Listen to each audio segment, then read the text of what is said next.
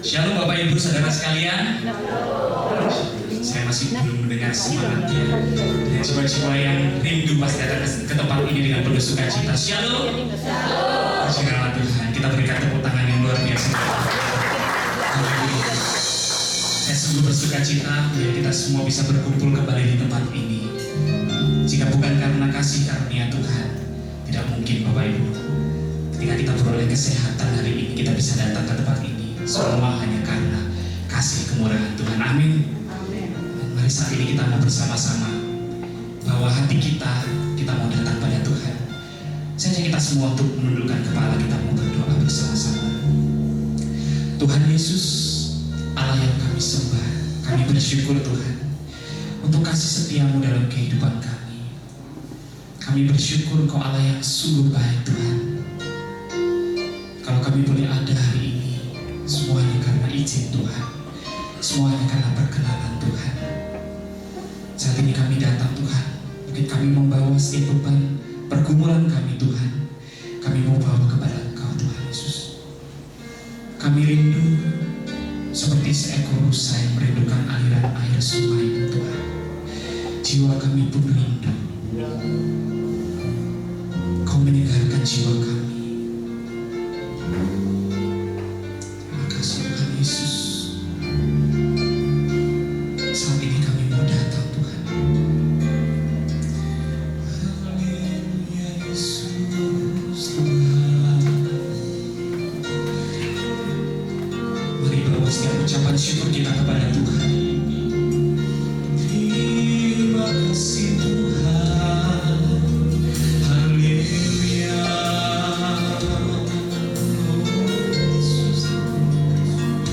Kami bersyukur.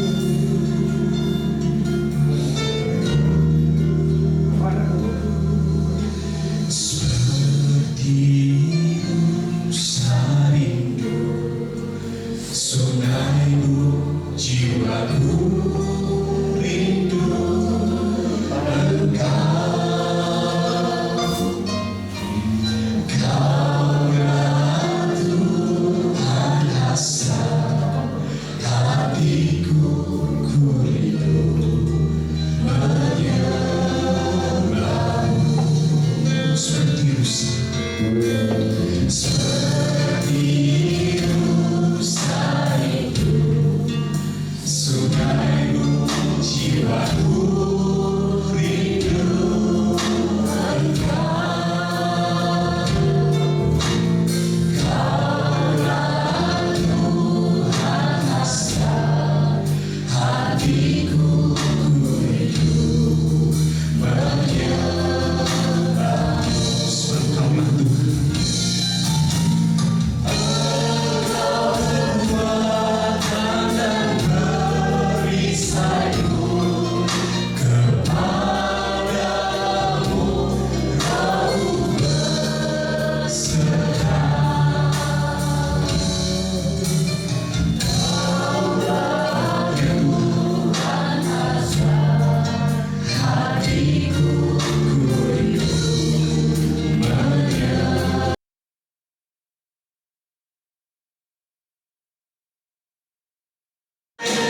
Yesus, Kau berarti bagiku.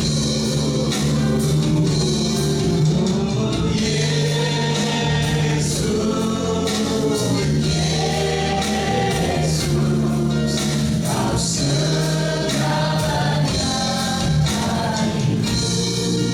Mari bawa setiap hati kita seperti rusa yang rindu, seperti rusa rindu sungaimu, jiwaku rindu Engkau. Kaulah Tuhan hasrat hatiku, ku rindu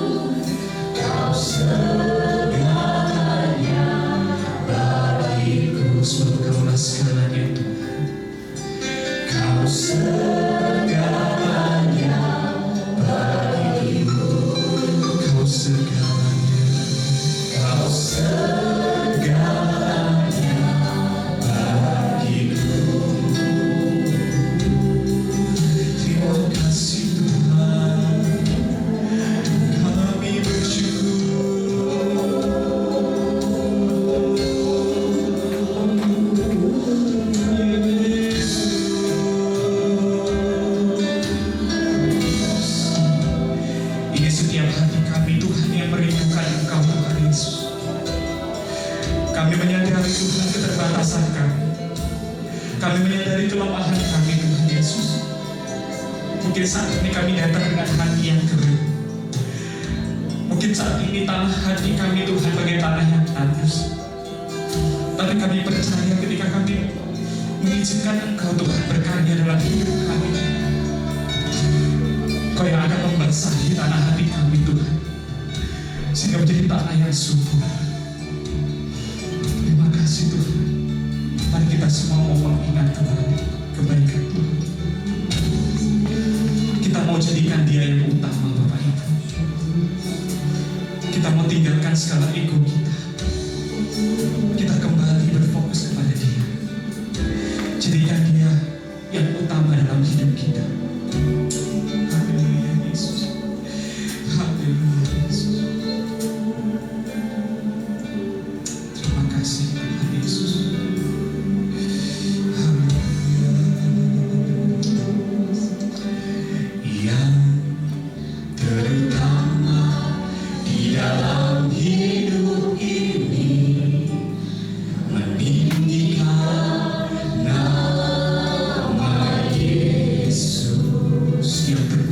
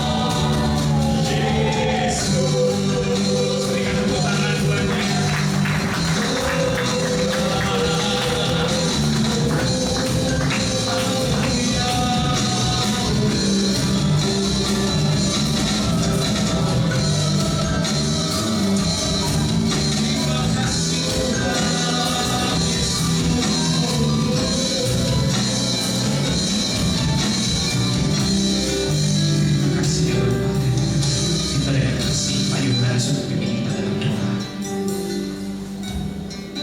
Kami datang bersama kepadamu Bapa, dengan segala kerendahan hati kami, dengan segala keberadaan kami. Terima kasih Tuhan Kau datang melawat kami. Terima kasih Tuhan Kau datang dan ada di tengah-tengah kami, menyambut kami, dan kami tahu kehadiran-Mu di tengah-tengah kami menjadi kekuatan dalam hidup kami. Dan kami Tuhan rindu, biarlah Kau Tuhan menyirami kami dengan kuasa-Mu, dengan kasih-Mu, dengan damai dan sukacita-Mu, sehingga dalam ibadah kami, benar-benar kami boleh merasakan Kau yang hadir merangkum kehidupan kami. Terima kasih Bapa, kami serahkan semua hamba-Mu yang akan melayani Tuhan. Biarlah Kau memakai setiap kami menjadi hormat kemuliaan nama-Mu. Kami akan memulai di dalam nama Tuhan Yesus Kristus. Semua yang percaya katakan Amin.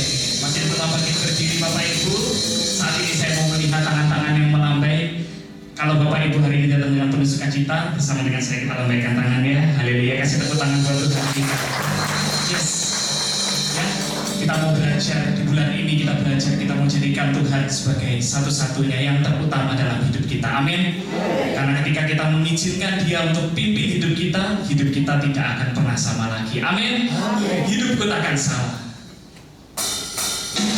Mari kita bertepuk tangan untuk Dia.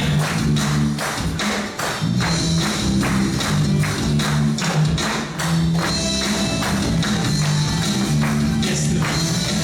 Kami menyatakan Tuhan, Kau satu-satunya dalam hidup kami.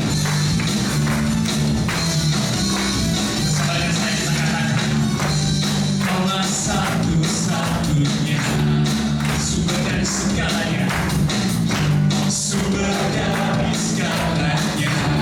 Sebab hanya Kau kebenaran kami Tuhan, Kau kebenaran yang selalu benar, Kau keyakinanku bersinar terang. Yesus Tuhanku yang berkuasa atasku, hidupku takkan sama. Ku tahu sungguh anugerah-Mu bagiku, hidupku takkan sama.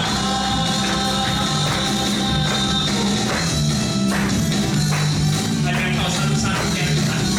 Kita menyatakan dengan iman Bapak Ibu, kita tidak akan pernah salah lagi. Kaulah satu-satunya, Kaulah satu-satunya sumber dari segalanya. Kau kebenaran Tuhan, Kau kebenaran yang selalu benar. Kau keyakinan, Kau benar, ku bersinar benar. Yesus Tuhanku yang berkuasa atasku, hidupku takkan sama. Ku tahu sungguh anugerah-Mu bagiku, hidupku takkan sama. Mari kita bersama. Yesus Tuhanku yang berkuasa atasku, hidupku takkan sama. Ku tahu sungguh anugerah-Mu bagiku, hidupku takkan sama. Bapak Ibu, saat ini saya mau ajak kita semua untuk menyanyikan satu bagian dari lagu ini. Luar biasa Bapak Ibu, memberkati sekali. Yang kita menyatakan Tuhan, hanya Engkau-lah Tuhan yang satu-satunya dalam hidupku. Kami mau belajar untuk menyenangkan hati. Kita semua mau belajar untuk menyenangkan hati Tuhan. Amin Bapak Ibu. Yes, mari dengan saya kita sama-sama menyanyikan bagian ini. Hanya Engkau alasan kami hidup Tuhan. Sama. Kaulah alasan untukku hidup, hanya menyenangkan-Mu. Kaulah alasan, Kau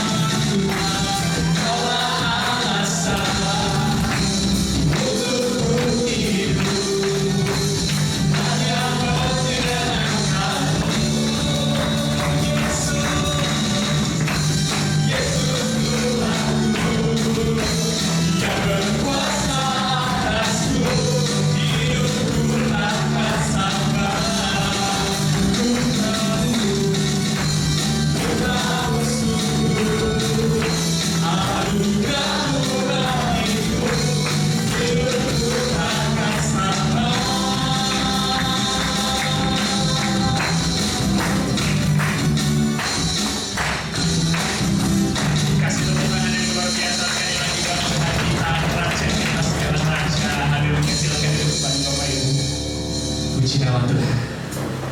Yes, ya sekali lagi lagu ini memberikan pesan hidup kita tidak akan pernah sama lagi ketika Tuhan yang menjadi pengendali atas hidup kita. Amin.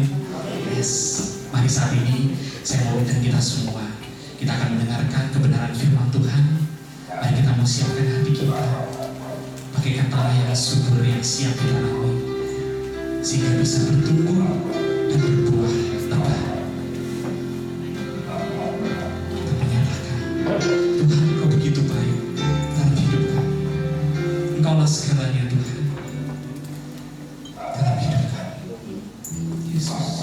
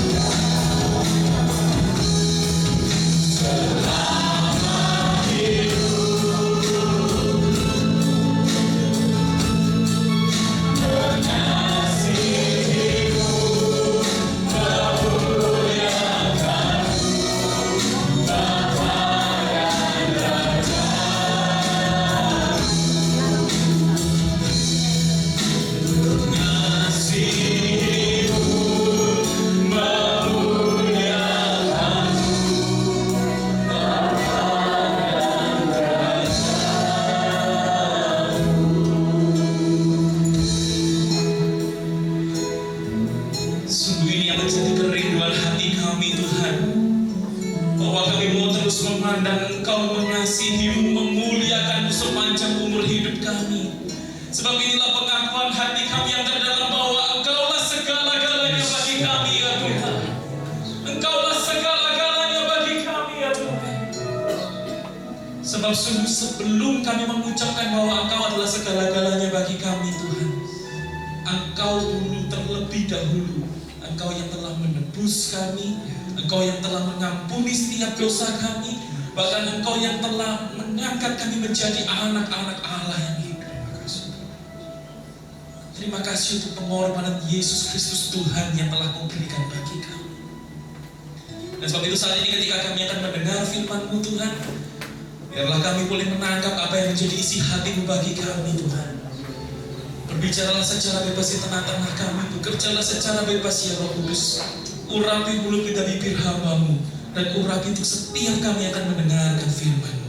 Nah, di dalam nama Tuhan Yesus Kristus, setiap kita siap merenungkan firman Tuhan, kita semua sama-sama katakan amin. Silakan duduk kembali Bapak Ibu Saudara. Haleluya. Siapa yang percaya bahwa kita punya Tuhan yang dahsyat, Tuhan yang luar biasa, Tuhan yang hebat, boleh lambaikan tangan kita, boleh kita berikan tepuk tangan sorak-sorai bagi Tuhan. Haleluya. Kita bersyukur bahwa kita punya Tuhan yang dahsyat, Tuhan yang hebat, Tuhan yang luar biasa. Bahkan Dia adalah Tuhan yang juga mau turun ke dunia bagi setiap kita, menebus hidup kita, menyelamatkan hidup kita. Kasih-Nya besar bagi kita. Yang setuju katakan amin. Haleluya. Bapak Ibu Saudara-saudari, perkenalkan bagi mungkin Bapak Ibu Saudara-saudari yang belum mengenal saya, nama saya adalah Isai Gandawijaya, dan saat ini juga saya mengucapkan banyak terima kasih kepada Bapak Ibu Gembala, Bapak Yohanes dan Ibu Grace yang sudah boleh mempercayakan kesempatan pemberitaan firman Tuhan ini saat ini kepada saya. Nah, Bapak Ibu Saudara-saudari, firman Tuhan yang judul yang diberikan kepada saya hari ini itu diberi judul menempatkan Kristus dalam urutan pertama dan utama. Menempatkan Kristus dalam urutan pertama dan utama. Mari kita buka Alkitab kita. Saya ambil teksnya dari Matius 14 ayat yang ke-13 sampai dengan ayat yang ke-21. Matius 14 ayat yang ke-13 sampai dengan ayat yang ke-21. Saya akan membacakannya bagi setiap kita. Yesus memberi makan 5.000 orang. Setelah Yesus mendengar berita itu, menyingkirlah Ia dari situ dan hendak mengasingkan diri dengan perahu ke tempat yang sunyi. Tetapi orang banyak mendengarnya dan mengikuti Dia dengan mengambil jalan darat dari kota-kota mereka. Ketika Yesus mendarat, Ia melihat orang banyak yang besar jumlahnya, maka tergeraklah hatinya oleh belas kasihan kepada mereka, dan Ia menyembuhkan mereka yang sakit. Menjelang malam, murid-muridnya datang kepadanya dan berkata, tempat ini sunyi dan hari sudah mulai malam. Suruhlah orang banyak itu pergi supaya mereka dapat membeli makanan di desa-desa. Tetapi Yesus berkata kepada mereka, tidak perlu mereka pergi, kamu harus memberi mereka makan.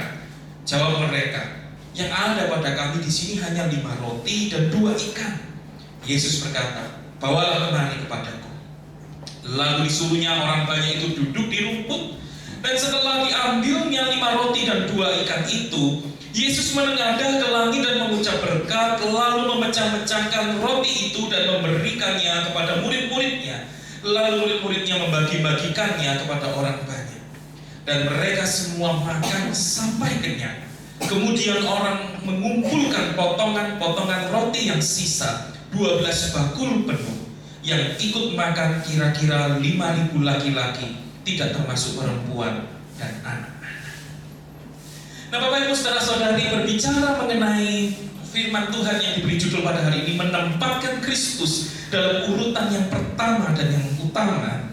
Ini mengingatkan saya pada suatu ketika saya itu pernah pergi berlibur gitu ya, karena memang ada undangan di satu kota tertentu bersama dengan banyak orang. Nah, dari sekian banyak rombongan yang ikut bersama-sama dengan saya, itu menariknya adalah ada salah satu dari mereka itu yang saya tahu, saya kenal. Dia itu orangnya sangat rajin membaca Alkitab.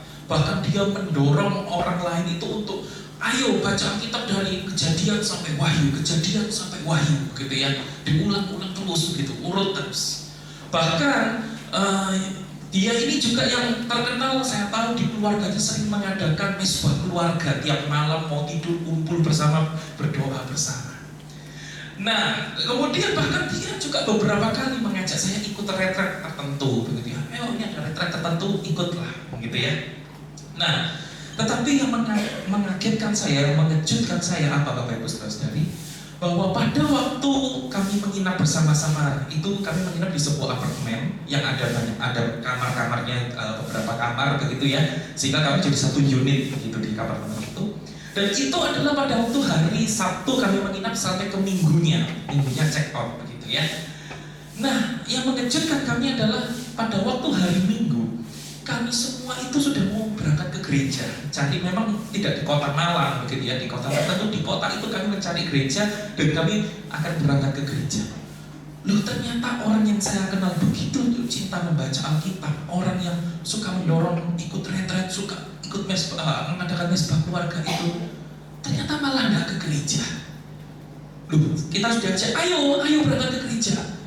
Enggak. Nah, yang menunjukkan saya adalah alasannya. Loh, kenapa? Ya rugi, ini kan liburan, sudah terlanjur kita bayar apartemennya, masa mau ditinggal buat ke gereja? Ke gereja kan masih ada minggu depan, begitu ya. Loh, lah terus oke gitu ya. Mungkin saya pikir ya mungkin kali itulah, mungkin karena waktu libur di luar kota oke lah gitu ya. Tapi karena kami juga sering kumpul begitu. Yang mengejutkan saya adalah ternyata kemudian saya mengetahui bahwa tiap kali yang bersangkutan ini pergi berlibur, ya memang nggak ke gereja kalau pas hari Minggu. Saat Senin sampai Jumat kerja begitu ya, Sabtu berlibur sampai Minggu. Nah, lalu nggak ke gereja. Lalu kalau saya bilang, loh pulangnya liburan, habis check out kan pulang ke malam bisa ke gereja kan? Nggak, capek habis pulang liburan gitu ya. Loh, nah kalau itu saudara-saudari, justru dari kisah ini kita melihat begitu bahwa ternyata apakah Yesus itu di tempat yang terutama dan utama di dalam hati kita atau tidak, itu ternyata sama sekali tidak bisa dinilai dari banyaknya aktivitas rohani yang diikuti, yang kita ambil, yang kita aktif di kegiatan ini, kegiatan itu, pelayanan ini dan pelayanan itu. Tetapi justru yang namanya Yesus ada di tempat yang utama dan terutama itu justru terlihatnya pada saat kapan? Pada saat ada hal-hal lain yang membandingkannya, menjadi pembanding, yang di situ akan terlihat prioritasnya menjadi prioritas yang mana? Apakah masih menyimpan berhala hati, yaitu ingin liburan, ya ingin kesenangan atau lain-lainnya, atau memang kita menempatkan Kristus yang terutama? Nah, pertanyaannya bagi setiap kita, Bapak Ibu Saudara-saudari, bagaimana dengan kita? Berapa lama kita setelah menjadi orang Kristen? Berapa lama kita sudah mengikut Tuhan? Adakah sungguh-sungguh Kristus itu ada di dalam hati kita? Atau jangan-jangan sebetulnya ketika kita terlihat aktif datang beribadah, tetapi begitu ada hal-hal lain yang lebih menarik yang buat kita itu lebih prioritas dibandingkan Yesus, kita akan memilih hal-hal itu. Atau jangan-jangan sebagian dari kita juga kita akan berkata, saya memang dengan sengaja tidak menempatkan Kristus dalam urutan yang pertama dan utama. Mengapa? Ya karena memang saya tidak tahu mengapa saya kok harus menempatkan Kristus dalam urutan yang pertama dan utama. Mengapa saya harus menempatkan Kristus dalam urutan yang pertama dan utama itu? Saya nggak mengerti. Mengapa saya harus melakukan itu? Nah, Bapak Ibu Saudara, jika kita dalam kondisi yang tidak memahami seperti itu, saya ajak mari kita akan belajar dari firman Tuhan ini, yang firman Tuhan yang begitu menarik. Mengapa? Karena tadi di dalam Matius 14 di ayat yang ke-13 di situ dikatakan bahwa setelah Yesus mendengar berita itu, menyingkirlah ia dari situ, dan Yesus itu hendak mengasingkan diri kau dengan perahu ke tempat yang sunyi. Tetapi respons orang banyak itu adalah mereka mendengar bahwa Yesus itu menyeberang, begitu ya. Yang mereka lakukan adalah mereka mengikuti Yesus dengan mengambil jalan darat dari kota-kota mereka. Nah, menjadi pertanyaan bagi kita, mengapa orang-orang itu sampai begitu antusias mengikuti Yesus? Sampai membela-belain gitu ya, membela-belain untuk melewati daratan, mengambil jalan darat dari kota-kota mereka, nyusul Tuhan Yesus yang menyeberang, yang mau menyendiri itu sebetulnya.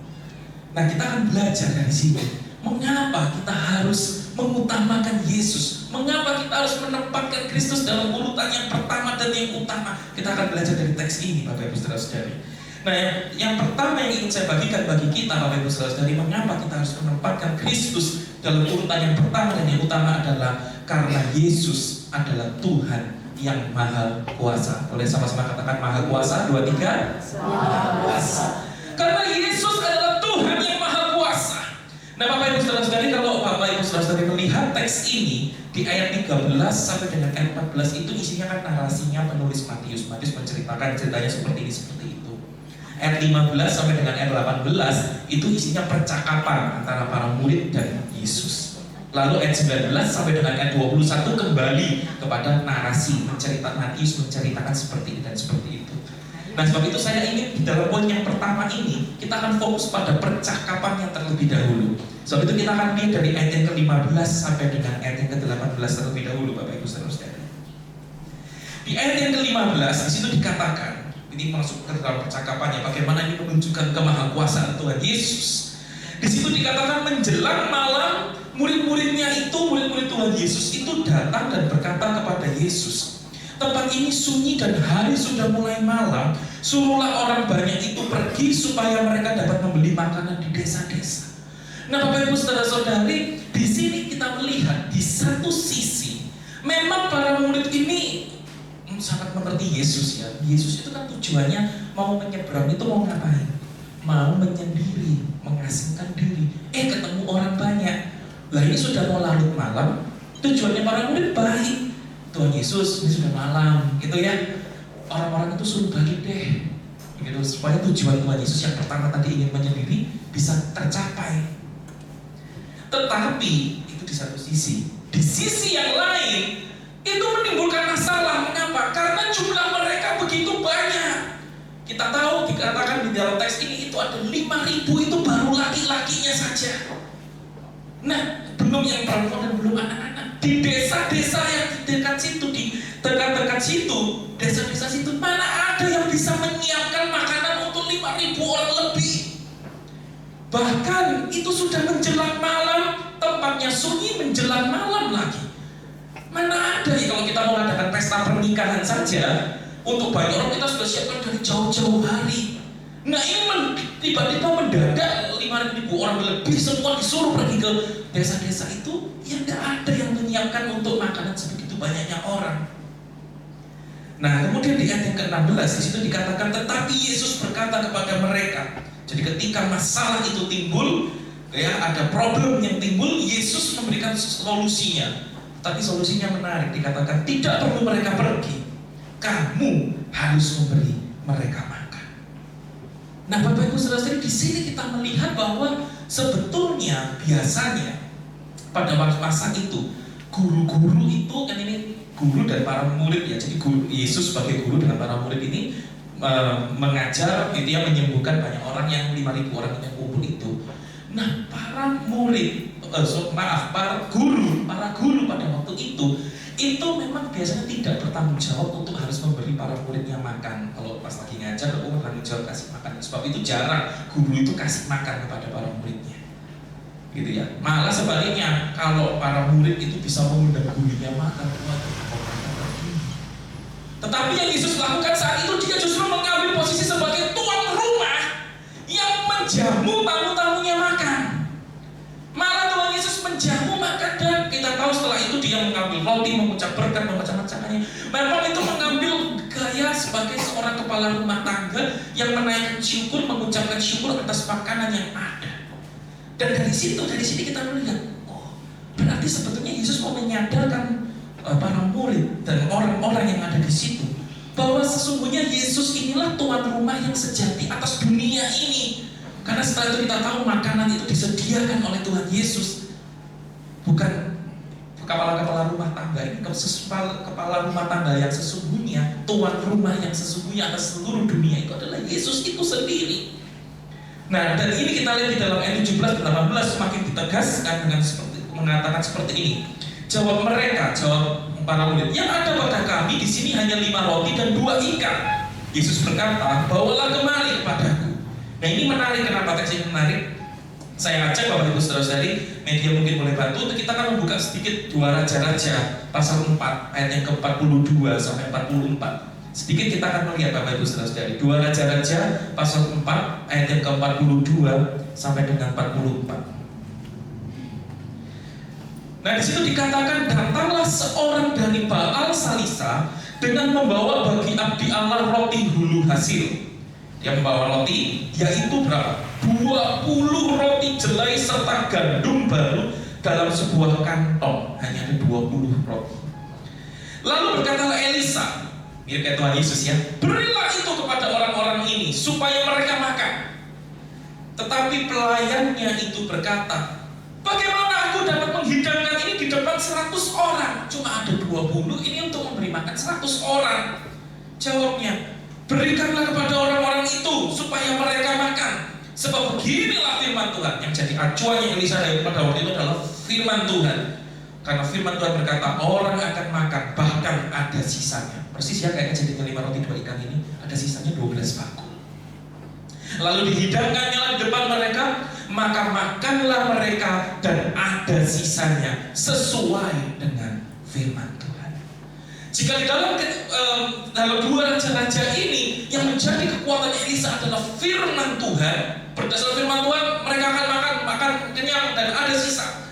Tetapi di dalam Matius 14 yang kita baca tadi, yang menjadi solusi itu adalah Tuhan Yesus sendiri. Tuhan Yesus sendiri yang akhirnya mengucap berkat dan membagikan roti itu sehingga semua dapat makan dengan kenyang sampai ada sisanya. Yang artinya Tuhan Yesus menegaskan bahwa kalau engkau wahai orang Israel mengenal yang namanya Yahweh itu sebagai Tuhan yang maha kuasa. Nah, Yesus menunjukkan bahwa Yesus itulah juga setara dengan Yahweh. Dia adalah Allah, Kristus adalah Tuhan yang maha kuasa, yang juga sanggup memberikan makan sampai ada sisanya juga. Bahkan kita tahu sejarah Israel mencatat bagaimana orang-orang nenek moyang Israel ketika berjalan di padang gurun itu Yahweh menyediakan yang namanya mana, ya, dan memenuhi kebutuhan makan nenek moyang Israel. Dan itu juga yang Yesus lakukan sekarang, bahwa dia membuktikan bahwa memang sungguh dia Tuhan rumah yang sejati atas dunia ini. Dia adalah Tuhan yang maha kuasa. Dia sanggup mencukupkan kebutuhan makan yang dibutuhkan pada saat itu. Bapak Ibu saudara-saudari, sebab itu pertanyaannya bagi kita adalah, apakah kita sungguh percaya saat ini bahwa kita punya Yesus, dialah Tuhan yang maha kuasa? Amin. Amin. Nah, Bapak Ibu saudara-saudari, ketika kita mengatakan bahwa kita punya Tuhan Yesus yang maha kuasa, saya teringat begitu. Ya, Pak Yohanes juga sering, gitu. Saya dengar kesaksian-kesaksian pada waktu di Singapura kekurangan makanan dan akhirnya Tuhan cukupkan begitu makanannya ya. Nanti karena ada Pak Yohanes di sini, nanti mungkin bisa cerita lebih detail begitu ya, dari sumber utama lebih akurat begitu. Nah, Bapak Ibu saudara-saudari, tapi saya juga memiliki pengalaman yang mungkin hampir serupa. Dari sejak kelas 5 SD begitu ya. Saya itu ayah saya pensiun pada saat waktu saya kelas 5 SD. Dan bahkan Bapak Ibu saudara, sejak itu saya ingat biasanya diberi uang jajan. Pada waktu kelas 5 SD itu saya minta ada uang jajan. Tidak dikasih uang jajan karena Bapak pensiun. Dan sejak itu sampai saya SMA, sampai saya itu tidak ada uang jajan. Baru kuliah, karena memang saya kuliah di luar kota begitu ya, baru ada. Tetapi kemudian Bapak Ibu saudara, pada waktu itu saya sempat juga bekerja. Saya sudah bekerja 3 tahun dan akhirnya saya kembali ke studi teologi yang mengharuskan full time, sehingga saya harus resign dari pekerjaan. Dan saya ingat bahkan teman kerja saya itu sampai berkata begini, kamu yakin tak mau resign? Loh, kenapa? Kamu di sini sudah pegawai tetap. Kamu tuh sampai 55 tahun itu baru bisa pensiun, artinya sampai kamu tuh semua uangmu ditanggung, gajimu sudah pasti tetap, istri nanti melahirkan akan ditanggung, anak-anakmu sekolah akan ditanggung, kalau ada sakit-sakit semua akan ditanggung. Yakin kamu mau resign? Saya berkata, iya, saya mau resign. Dan Bapak Ibu saudara melihat, meskipun ayah saya pensiun dari kelas 5 SD, meskipun saya sempat bekerja dan pada akhirnya saya harus juga resign begitu ya. Bagaimana Bapak Ibu melihat kondisi saya seperti saat ini gitu? Ganteng bukan? Tetap ganteng bukan? Bapak Ibu saudara-saudari, itu ya bukan masalah itu ya. Tapi yang saya mau katakan gitu ya, bagikan kepada kita bahwa sungguh penyertaan Tuhan itu terbukti, bahwa sungguh Tuhan Yesus adalah Tuhan yang maha kuasa. Kekuasaannya itu selalu terbukti dalam sepanjang kehidupan kita. Yang setuju katakan amin. Boleh kita berikan tepuk tangan sorak-sorak yang mulia bagi Tuhan. Amin. Nah, Bapak Ibu saudara-saudari, Sebab itu mari kita mau teguhkan iman kita mau bangkitkan iman kita bahwa sungguh kita percaya kita punya Yesus Kristus Tuhan yang maha kuasa, kekuasaan yang tidak terbatas, sebab Dia memang adalah Tuhan. Sebab itu ketika kita punya masalah, kita punya problem, kita punya pergumulan sebesar apapun itu, entah di bidang apapun itu, entah di dalam keluarga kita, di dalam pekerjaan kita, di dalam studi kita, bahkan mungkin di dalam pelayanan kita, bahkan mungkin di dalam aspek-aspek kehidupan kita yang lain, Bapak Ibu Saudara-saudari, di dalam semua masalah yang harus kita hadapi sekalipun itu, kita tetap punya iman yang teguh bahwa kita punya Yesus Kristus Tuhan Allah yang maha kuasa. Yang setuju katakan amin. Boleh sekali lagi berikan tepuk tangan sorak-sorai yang mulia bagi Tuhan. Haleluya. Sebab itu mari kita tempatkan Kristus Yesus Tuhan sebagai yang utama dan pertama dalam hidup kita, sebab memang Dia adalah Tuhan yang maha kuasa.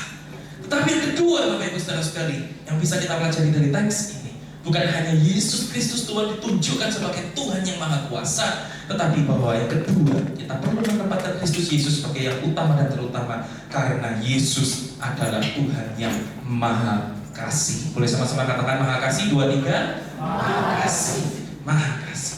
Nah, sekarang kita akan lihat Bapak Ibu Saudara-saudari dari narasi yang diceritakan oleh Injil Matius ini. Kita akan mulai dari ayat yang ke-13, Bapak Ibu Saudara-saudari. Matius 14 ayat yang ke-13.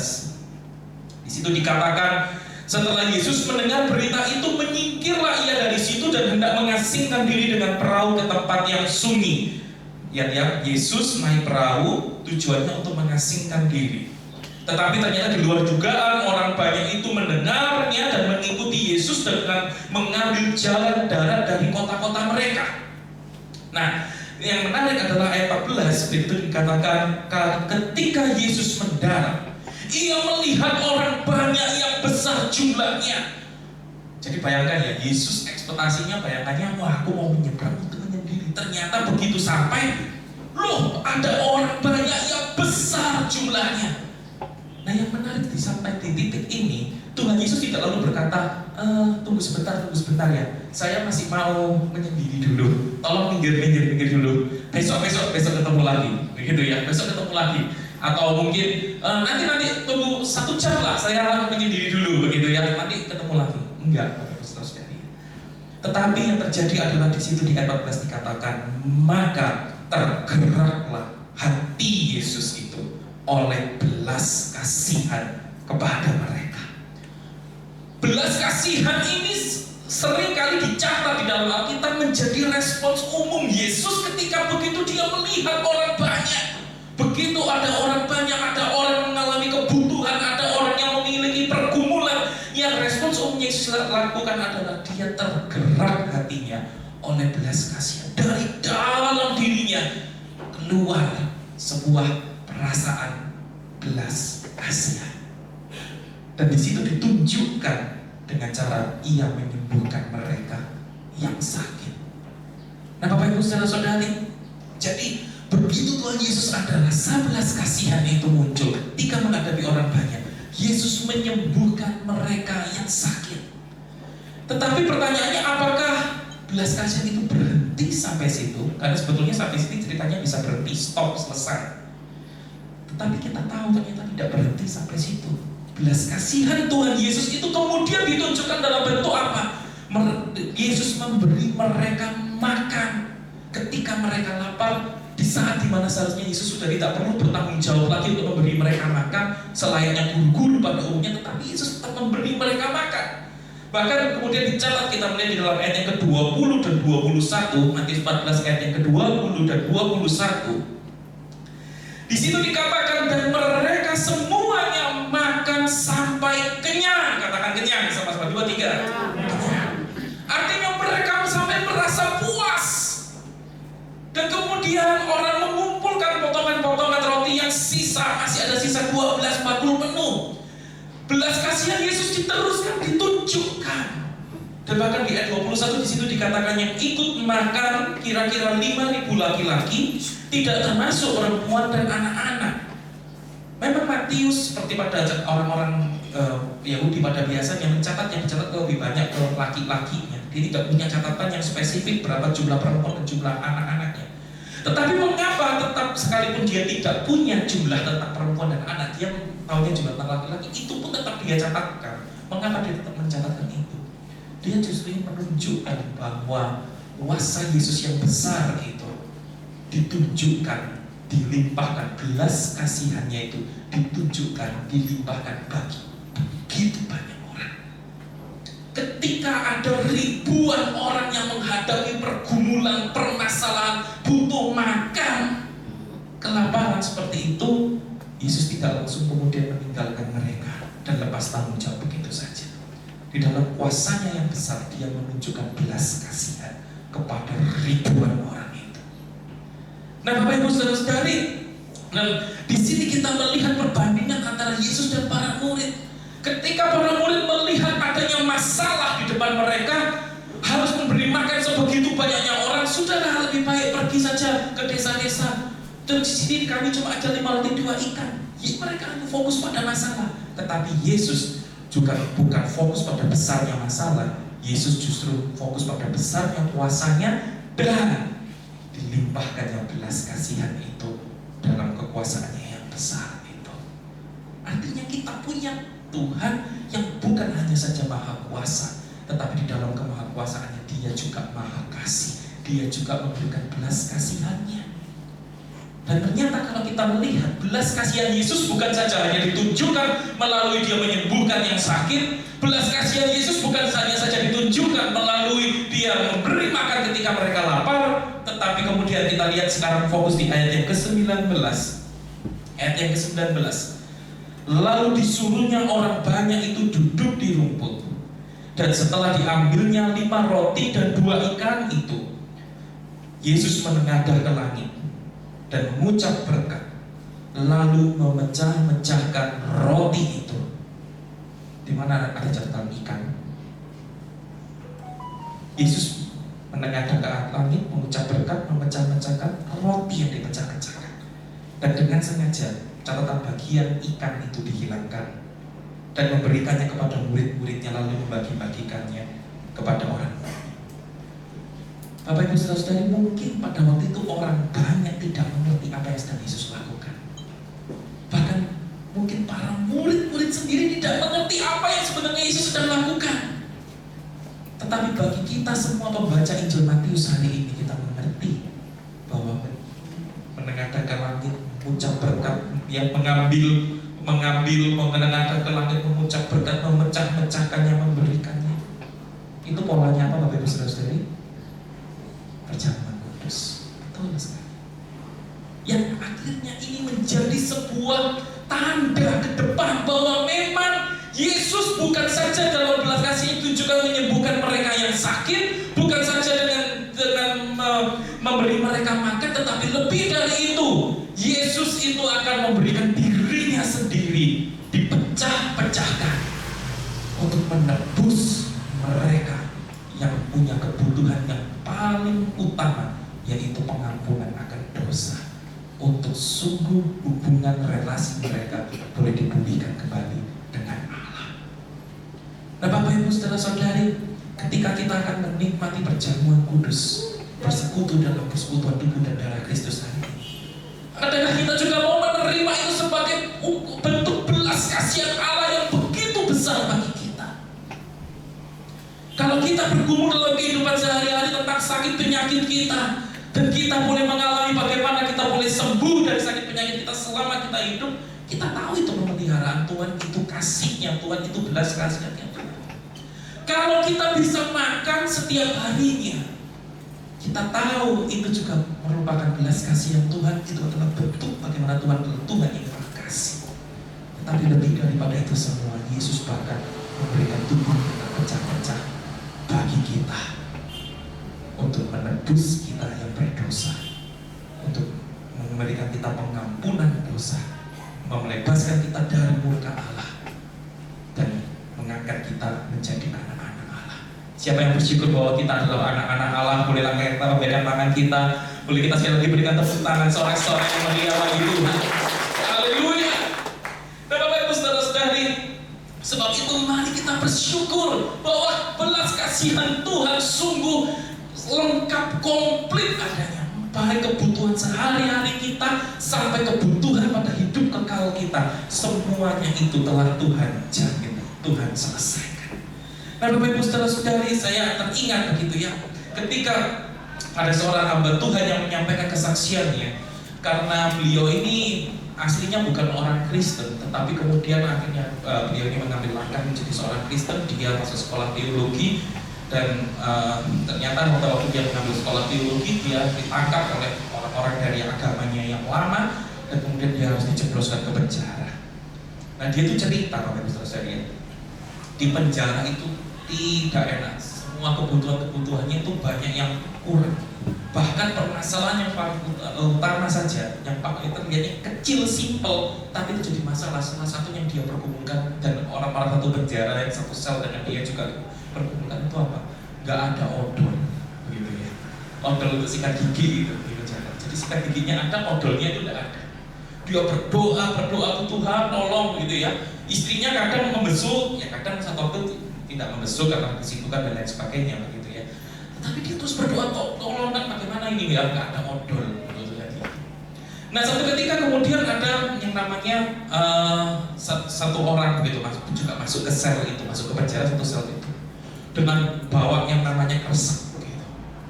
Terus dia sambil, aduh bagaimana ini? Loh, kamu kenapa? Ya pokoknya saya nggak tahu, saya ini pokoknya ditangkap, saya ini akhirnya masuk penjara ini, saya ambil kresek saya. Nah terus dibuka kreseknya ini. Ternyata isinya apa Bapak Ibu Saudara? Kreseknya itu isinya odol, buat odol semua. Dia sampai kaget, loh, kok bisa banyak odol semua? Ini gimana ceritanya? Lah itu saya itu lagi jaga toko, saya itu kemudian ditangkap polisi. Nah saya gopos, saya ambil kresek, saya masukkan barang dagangan saya itu, saya masukkan semua, ternyata itu isinya semua odol begitu Bapak Ibu Saudara. Nah, wah odolnya jadi berlimpah sekali. Dan ternyata setelah itu keesokan harinya dipanggil bapak yang tadi baru ditangkap, dipanggil oleh polisi. Ditunggu seharian gitu, kok nggak balik-balik. Nah orang bapak itu sampai tanya ke pokok polisinya, Pak, mana ini orangnya kok nggak balik-balik? Oh sudah Pak, kata polisinya, nggak perlu ditunggu. Loh kenapa? Salah tangkap, ternyata bukan orang itu yang salah. Ya Tuhan, jadi ternyata sampai katanya bapaknya hanya untuk melengkapi kebutuhan odol. Tuhan itu sampai pakai cara yang seperti itu. Bapak Ibu Saudara, ya hanya ditangkap, saya ngambil seadanya semua, kemudian ditangkap ternyata isinya odol semua, dan setelah itu ternyata cuma salah tangkap, orangnya dibebaskan. Dan yang lebih menarik lagi, setelah itu kemudian dia disidang, gitu ya. Dia menyaksikan bagaimana Tuhan sudah memelihara permasalahan odol. Tetapi kemudian dia disidang itu kemudian oleh orang-orang agamanya yang lama dikatakan begini, kenapa kamu itu kok percaya Tuhan Yesus?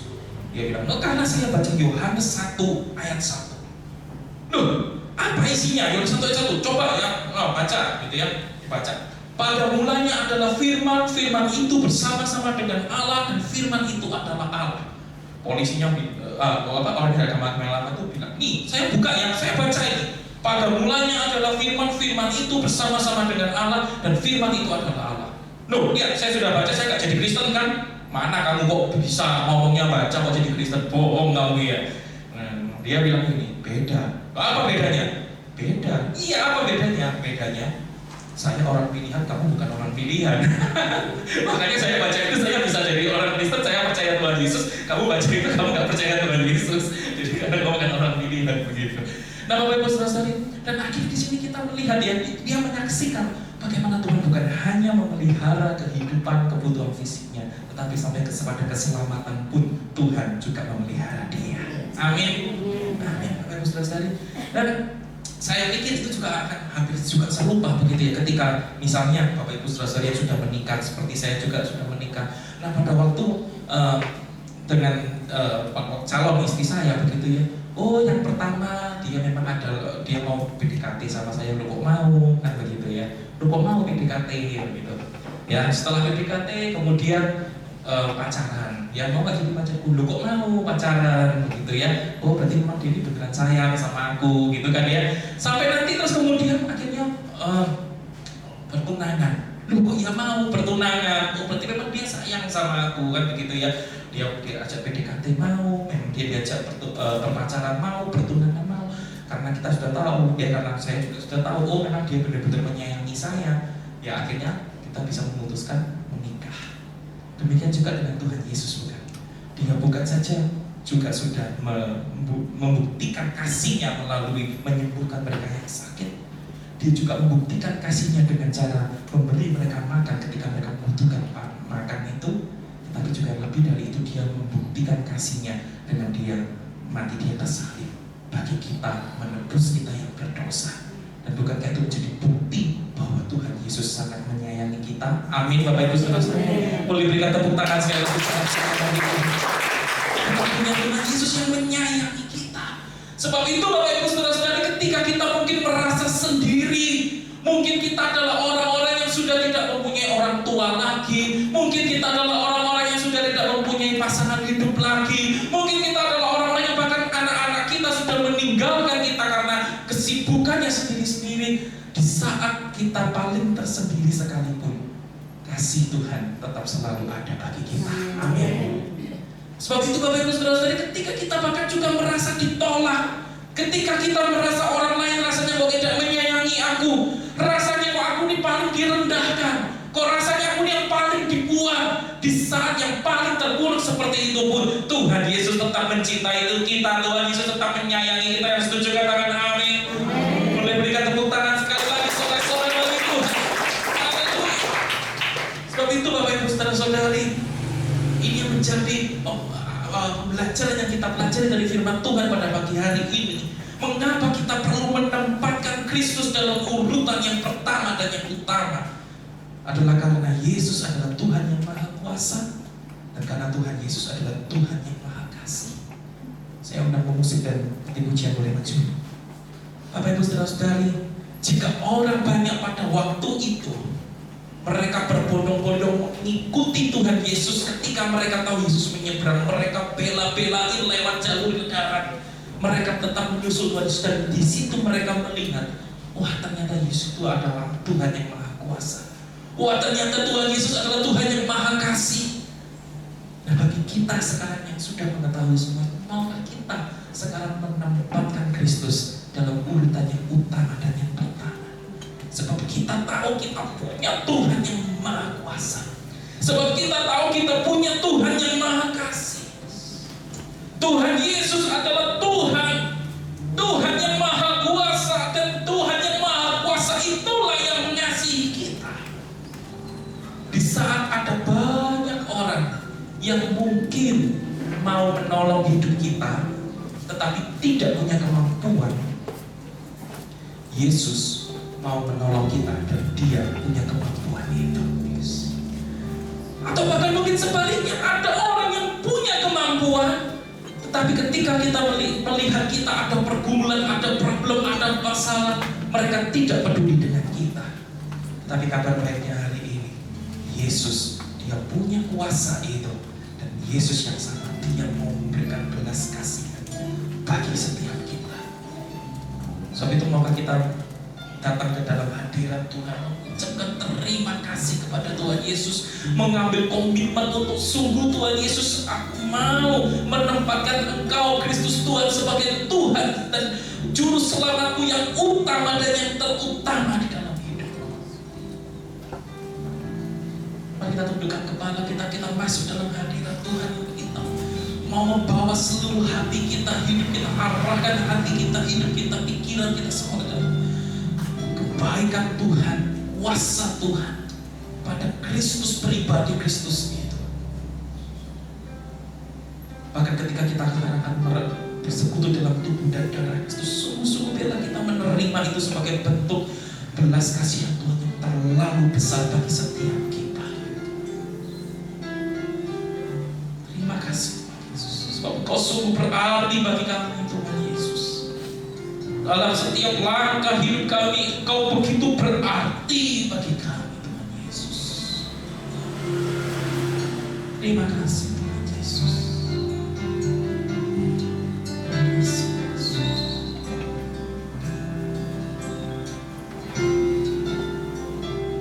Yesus, Kau anugerah terindah dalam hidupku.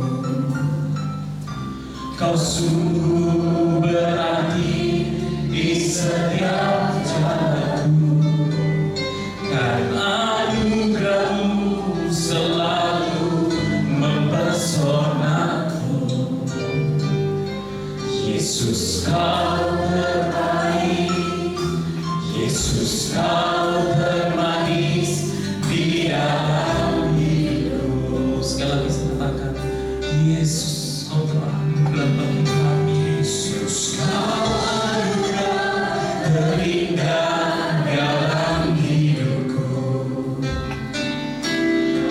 sungguh berarti di setiap jalanku, dan anugerah-Mu selalu mempesonaku. Yesus, Kau terbaik, Yesus, Kau termanis di dalam hidupku. Mari kita berdiri bersama-sama di hadapan Tuhan. Serukan, Yesus, Kau anugerah terindah dalam hidupku. Kau sungguh berarti di setiap jalanku, dan anugerah-Mu selalu mempesonaku. Yesus, Kau terbaik, Yesus, Kau termanis di dalam hidupku. Mari saya ajak kita mengangkat kedua tangan kita tinggi-tinggi di hadapan Tuhan. Yesus, Kau anugerah terindah dalam hidupku. Kau sungguh berarti di setiap jalanku, dan anugerah-Mu selalu mempesonaku. Yesus, Kau terbaik, Yesus, Kau termanis, Yesus, Kau anugerah bagi kami. Yesus, Kau anugerah terindah dalam hidupku. Kau sungguh berarti di setiap jalanku, dan anugerah-Mu selalu mempesonaku. Yesus, Kau terbaik, Yesus, Kau termanis di dalam hidupku. Yesus, Kau terbaik, Yesus, Kau terbaik di hadapan Kristus. Yesus, Kau termanis di dalam hidupku. Yesus, Kau terbaik, Yesus, Kau termanis di dalam hidupku.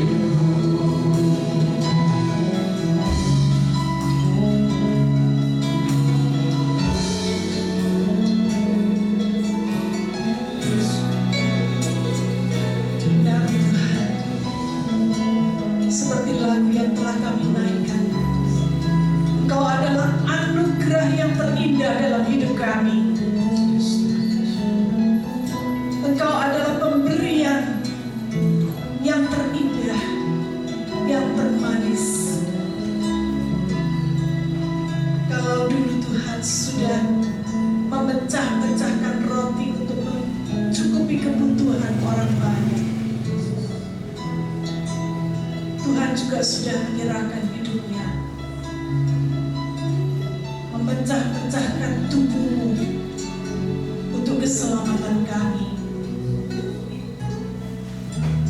Tidak ada kasih yang melebihi kasih-Mu Tuhan. Kami sadar Tuhan, tanpa kasih dan pengorbanan Kristus, maka hidup kami saat ini mungkin kami sudah mati binasa di dalam dosa. Tapi Tuhan, pagi hari ini kami disadarkan oleh firman Tuhan. Firman-Mu mengingatkan kami untuk kembali menempatkan Engkau pada posisi yang seharusnya. Engkau harus menjadi yang utama dan terutama dalam hidup kami. Tidak ada yang lain Tuhan selain Engkau Bapa. Biarlah ini menolong kami, menyadarkan kami senantiasa siapakah kami dan bagaimana kami harus bertindak di dalam terang firman-Mu. Kami mau bergantung penuh kepada-Mu Tuhan. Kami mau bawa setiap persoalan masalah hidup kami ke dalam tangan-Mu Tuhan. Karena kami percaya hanya Engkaulah satu-satunya jawaban yang bisa kami andalkan di dalam hidup ini. Terima kasih untuk firman-Mu. Dan berkati hamba yang masih muda ini untuk bisa menjadi alat yang berguna di tangan Tuhan. Terima kasih Tuhan. Sebentar kami akan bersekutu dengan tubuh dan darah-Mu. Biarlah ini mengingatkan kami kembali akan pengorbanan Kristus. Engkau yang maha kasih, Engkau yang maha kuasa. Engkau mau merendahkan diri-Mu menjadi korban untuk menebus kami orang berdosa ini. Terima kasih Tuhan. Terima kasih. Di dalam nama Yesus kami berdoa dan ucap syukur. Dan setiap yang percaya katakan amin. Silakan duduk saudara. Sementara kita menyanyikan lagu ini, mari kita mengevaluasi diri kita. Mari kita merendahkan hati kita.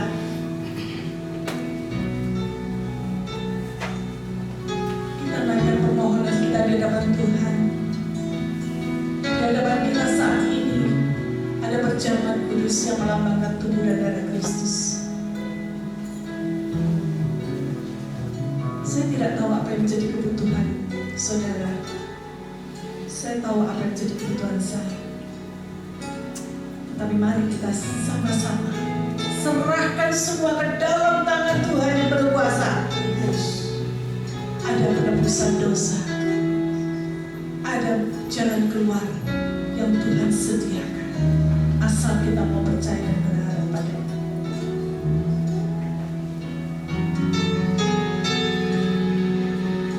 Kita nyanyikan lagu ini sementara petugas akan memberikan perjamuan kudus untuk kita bersama.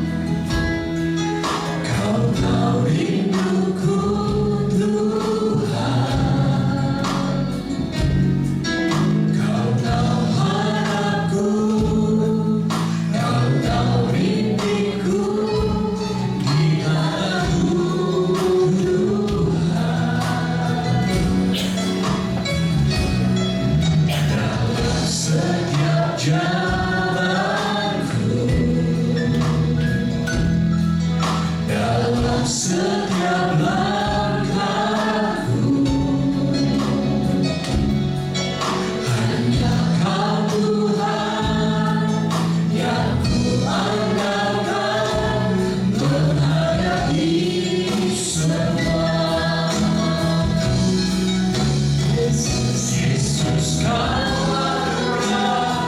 adalah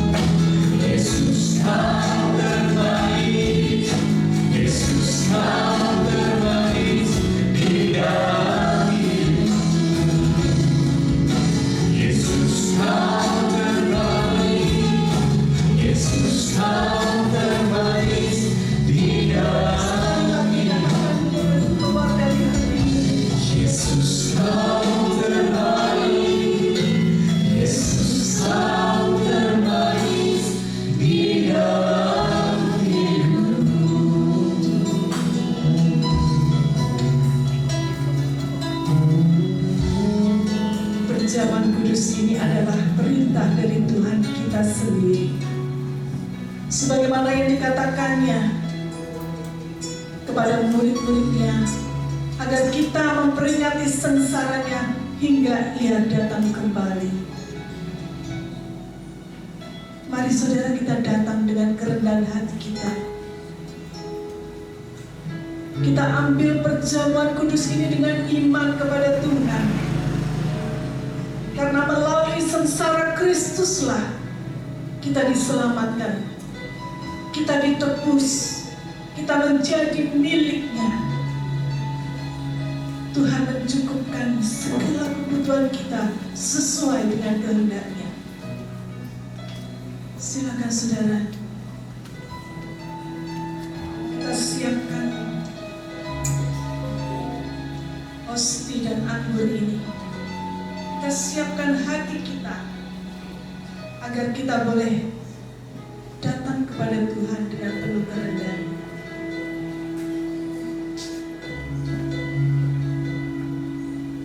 Silakan jemaat mengangkat hosti di tangan kanan saudara. Dan bila saudara menyetujui pernyataan berikut, aminkan dengan penuh keyakinan. Sebab yang saya ajarkan kepadamu, itu saya terima dari Tuhan sendiri. Bahwa pada malam itu ketika Yesus Tuhan kita dikhianati, Ia mengambil roti. Dan setelah Ia mengucap terima kasih kepada Allah atas roti itu, Ia membelah-belah roti itu dengan tangannya, lalu berkata, "Inilah tubuhku yang diserahkan untuk kalian. Lakukanlah ini untuk mengenang aku." Yakinkah saudara bahwa hosti yang ada di tangan kita adalah lambang kasih Kristus yang sudah menyerahkan tubuhnya terpecah-pecah bagi kita? Amin. Mari kita makan bersama dengan penuh iman dalam nama Yesus.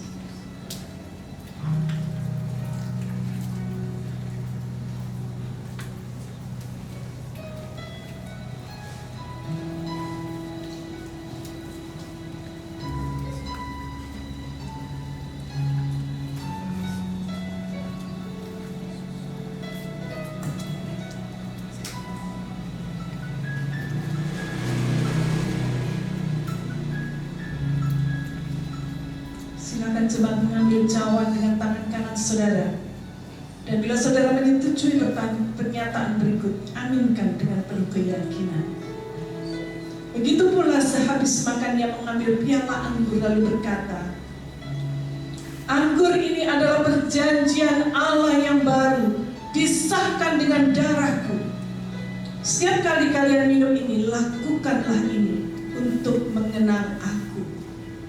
Bukankah cawan berisi air anggur yang atasnya kita ucapkan syukur, ini adalah persekutuan dengan darah Yesus? Amin. Mari kita minum bersama-sama dalam ini.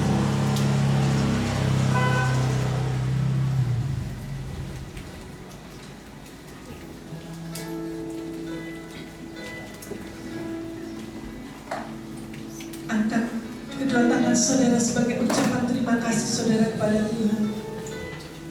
Katakan sekali lagi, "Yesus, Kau anugerah terindah dalam hidupku. Karena hanya pengorbanan-Mu lah aku ada saat ini, sebagaimana kami ada."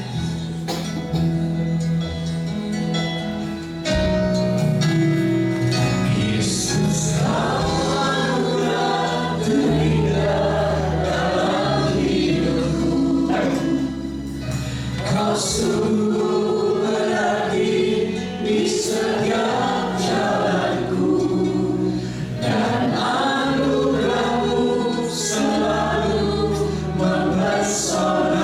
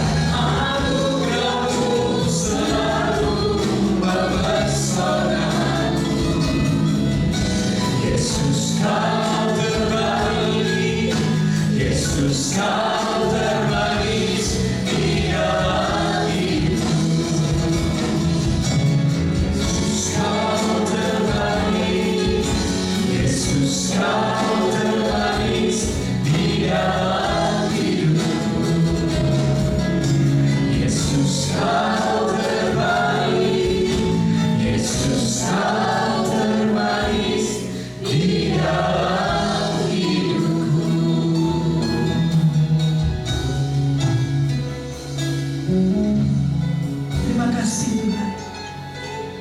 Terima kasih untuk anugerah yang terindah. Kami tidak akan menyia-nyiakan waktu kami lagi. Kami akan menempatkan Engkau dalam urutan yang pertama dan utama dalam hidup kami. Karena kami tahu inilah yang layak kami lakukan dalam hidup kami. Karena kami adalah milik-Mu Tuhan. Engkau sudah menebus, Engkau sudah membeli dengan harga yang sangat mahal. Itu sebabnya Tuhan, jadikan kami alat yang berguna di tangan Tuhan. Terima kasih untuk pengorbanan Kristus. Tubuh dan darah-Mu sudah bersatu dengan tubuh dan darah kami. Biarlah ini boleh memotivasi kami untuk kami boleh berjalan pada jalan Tuhan, pada jalan kebenaran, sampai Tuhan datang kembali. Dan setiap kita yang percaya katakan amin. Silakan duduk saudara. Terima kasih untuk Isai yang sudah menyampaikan berkat firman Tuhan untuk jemaat GBT Eklesia. Keluarga Allah, Tuhan memberkati. Saya kembalikan kepada ya. Puji Tuhan. Sungguh hari ini saya secara pribadi dan saya percaya Bapak Ibu di sini juga terberkati dengan firman Tuhan. Amin. Sekali lagi Tuhan Yesus Allah yang Maha Kuasa dan Allah yang Maha Kasih yang harus kita tempatkan menjadi nomor satu ya, yang utama ya, dan yang pertama. Mari saat ini kita akan bersama-sama memberikan persembahan. Kita menyatakan sekali lagi ya, Kaulah satu-satunya Tuhan. Ya, ketika Engkau yang jadi satu-satunya dalam hidup kami tak akan pernah sama lagi. Amin. Amin. Saya undang juga semua membantu kita dalam persembahan.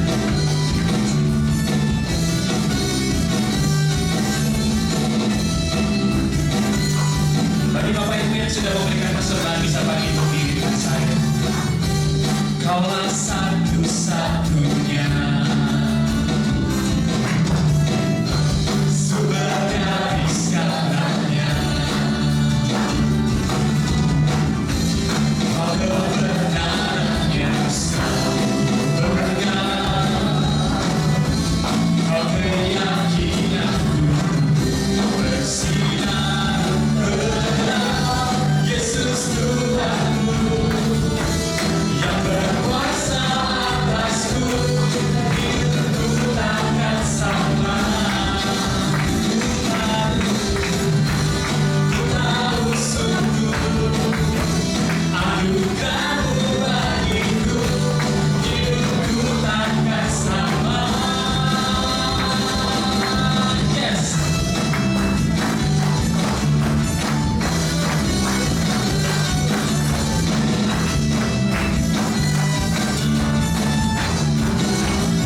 Kita katakan lagi. Kaulah satu-satunya sumber dari segalanya. Sumber dari segalanya. Sebab Kau kebenaran Tuhan. Kau kebenaran yang selalu benar. Kau keyakinan kami. Bersinar benar. Yesus Tuhanku yang berkuasa atasku, hidupku takkan sama. Ku tahu sungguh anugerah-Mu bagiku, hidupku takkan sama. Sekali lagi, Yesus, Yesus Tuhanku yang berkuasa atasku, hidupku takkan sama. Ku tahu sungguh anugerah-Mu bagiku, hidupku takkan sama. Mari berikan tepuk tangan yang luar biasa buat Tuhan kita. Haleluya. Saya undang Pak Yus untuk kita dalam doa. Terima kasih Bapa kami di dalam surga. Ketika kami mendengar firman-Mu, ketika kami disapa oleh Tuhan, biarlah Tuhan sekali lagi kami mengkoreksi hidup kami. Oh Tuhan, benarkah Tuhan sudah menjadi yang terutama dan utama dalam hidup kami? Biarlah Tuhan melalui persembahan ini menjadi sebuah bukti bahwa kami mau mempersembahkan dan memberikan semua yang terbaik, yang mewakili diri kami kepadamu. Terimalah persembahan kami menjadi sebuah bau dupa yang harum di hadapan-Mu, sehingga Engkau ditinggikan, Engkau dipermuliakan, dan Kau memakai semua pengurus agar melalui persembahan kami ini Tuhan ditinggikan. Terima kasih Bapa, terima kasih. Saat ini Tuhan kami datang bersama-sama, kami mendukung doa untuk saudara kami yang saat ini tidak bisa bersama-sama dengan kami, untuk saudara kami yang sakit. Kami teringat untuk Ibu Susi, kami teringat untuk Bapak Jimmy. Kami menyerahkan mereka semua dalam tangan-Mu. Mari Tuhan menjawab kehidupan mereka, sehingga dengan iman ketika mereka mengutamakan Tuhan di atas segala-galanya, Tuhan yang bertindak. Terima kasih Bapak, kami mendoakan saudara kami yang tidak sempat bersama dengan kami karena tugas dan pekerjaan di luar kota. Tuhan sertai dan lindungi mereka juga. Kami mau menyerahkan semua dalam tangan-Mu. Kami serahkan Tuhan kegiatan-kegiatan kami sepanjang minggu ke depan. Biarlah anugerah Tuhan nyata. Khususnya Tuhan kami menyerahkan negara dan bangsa kami, agar Tuhan sendiri yang menolong, agar Tuhan dalam pelaksanaan pesta demokrasi ini Tuhan yang berkata, Tuhan yang menentukan yang terbaik untuk kami. Terima kasih Bapak, terima kasih. Dan kalau sebentar kami akan pulang, lindungi sertai kami semua. Saudaraku sekalian, arahkanlah hatimu dan tanganmu kepadanya. Pulanglah untuk menerima berkat Allah, kasih karunia daripada Allah Bapa, kecintaan daripada Tuhan Yesus, dan penyertaan Roh Kudus menyertai kehidupanmu. Pulanglah sekarang, terimalah berkat Allah di dalam nama Tuhan Yesus Kristus. Semua yang diberkati Tuhan katakan amin.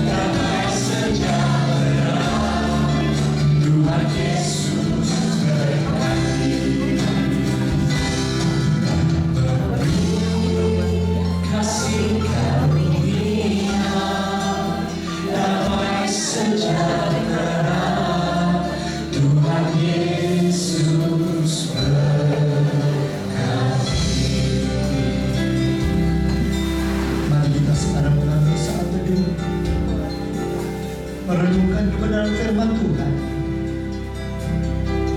dan mengaplikasikan dalam hidup ini. Sudahkah Tuhan yang terutama dan utama?